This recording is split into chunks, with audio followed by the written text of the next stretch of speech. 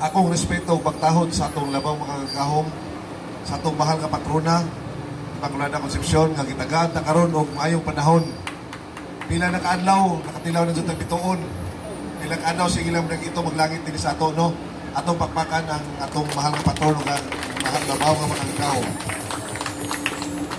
Sa atong mga opisyalis, inubanan ni Vice Mayor Bentong o sa atong tibuok pamilyang Hilongosnon, maayong gabi kanatong tanan.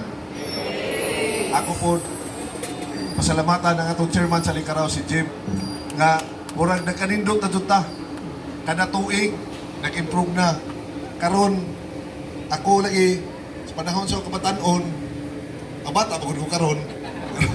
Panahon sa una mga 30 pa ko, 20 nami bot sige nga Merrymakers. Karon ako sila gipatawag kay kung na mayor na ko, wala na nung tamang apil. Ingon sila nga, sige, meeting ko namin karon human ani mo, sipat naman ko. Pagtanaw na ko karon, sus, mga nindot naman kaadso ni.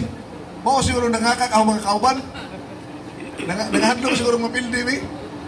Bitaw, kaning tradisyon na sa Likaraw, ato ning ipadadyon kay mao man jud ni naman-an sa atong buot.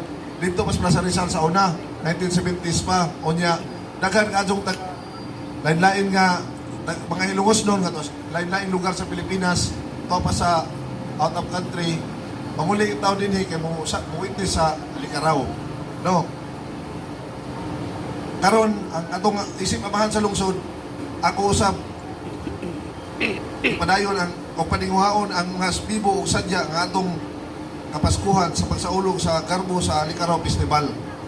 Labi na sa buwan sa Disyembre nga mahinungdanon kayo kay kini mao ang panahon kung kanusa magkahiusa kitang tanan isip dakong pamilya karong gabi una samtang sa atong opisyal sa pagabli sa Alikaraw Festival atong isaulog ang paglaom o paghiusa sa naglangkog nato isip usa ka dakong pamilya ang pamilyang Hilongosnon.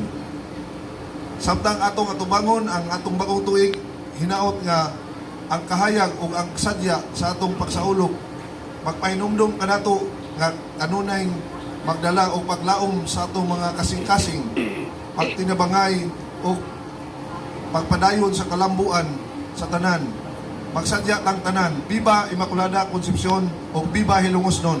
Daghang salamat o angat nga Hilongosnon.